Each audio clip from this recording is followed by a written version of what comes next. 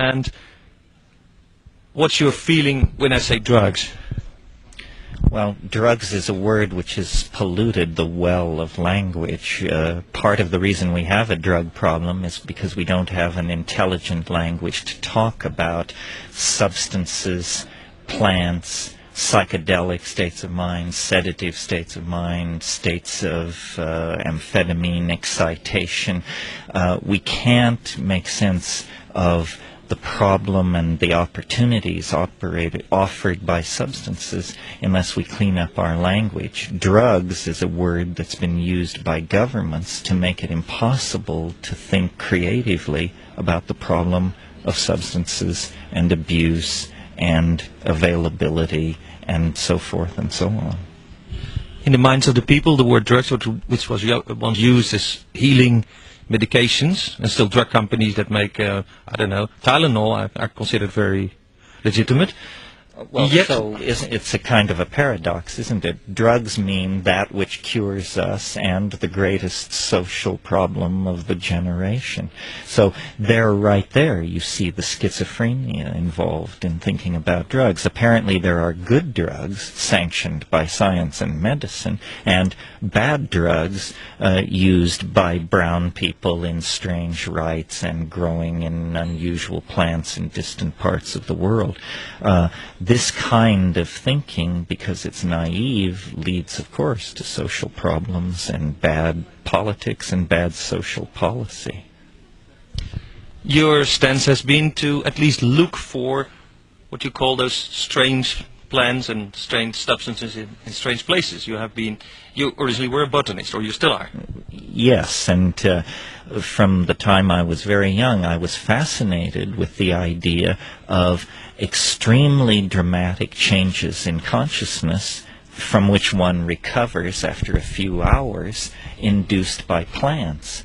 And I discovered through the writing of Aldous Huxley and other people that this was a worldwide religious and cultural phenomenon that my own Catholic middle-class upbringing had completely overlooked and denied, and I've been fascinated with it ever since. You know, it's a bit like sexuality. It's something which the Calvinist intellect would just prefer didn't exist, but in fact, the phenomenon of being human beings in animal bodies with a relationship to nature makes it important for us to address these altered states of consciousness and the plants, the substances, and the cultural institutions that come into being around these things. Your thesis in many books has been that these substances have had a far greater influence on culture, and still have and will have, than most people would like to accept or like to see. Yes, I mean, to my mind, human history is the story of one substance after another distorting or transforming human values and society. A perfect example would be sugar. Most people don't even think of sugar as a drug, and yet we may think cocaine distorted moral and political values in Latin America, but sugar brought back slavery. Slavery actually died with the Roman Empire. Nobody worked agricultural products with slaves in the Middle Ages. It wasn't until the early 1400s that the Portuguese began producing sugar, and they used up Jews and prisoners. And so then they started buying human beings from Arab traders. And the Pope was in on the deal, and everybody was in on the deal. I mean, this is drug corruption of the central institutions of society on a massive scale.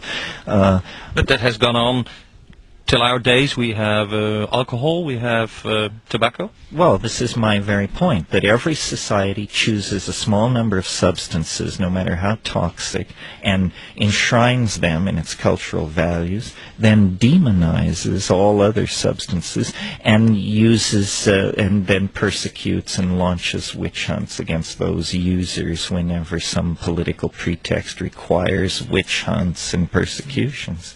So it's an old game. game, and it's been played in many places. Hopefully, part of the advancement of society toward ideas of universal human rights and that sort of thing, it certainly must include the idea of the universal human right to take responsibility for and to alter your own state of consciousness as you see fit. I don't think we can even pretend that we are on the edge of a civilized dialogue until we grant that people's minds, like their bodies, must be a domain free from government control. In American law, we have the notion of life, liberty, and the pursuit of happiness. If the pursuit of happiness means anything, it must mean the right to use and experiment with substances and plants. But do we need, say, more research, or do we know all we need to know about entheogens or hallucinogens? No, we need endless amounts of research. The fact that these things have been illegal in most countries for 50 years means there is a huge lag in understanding the impact of these things on human beings. How many people have taken MDMA, and yet MDMA has not been thoroughly studied by science? How many people have smoked DMT? Same thing.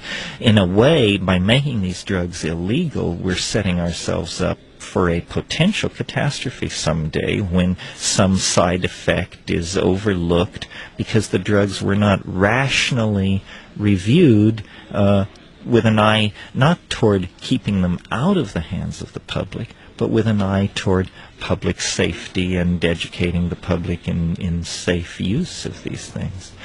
The state should not, in the matter of drugs, any more than in the matter of sex, act as the secret agent for the agenda of the church.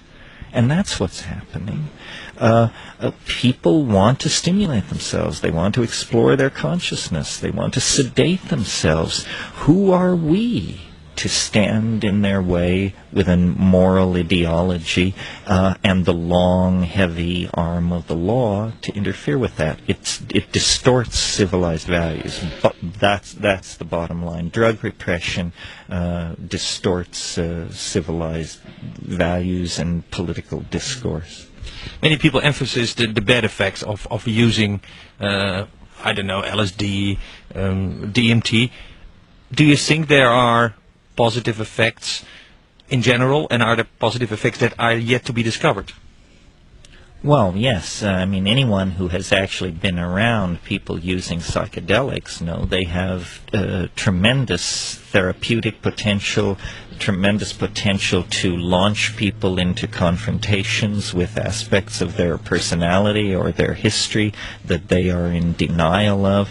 The people who hold that these psychedelic substances have no application have very little actual personal experience with them. It's the old story of my mind is made up, don't confuse me with facts.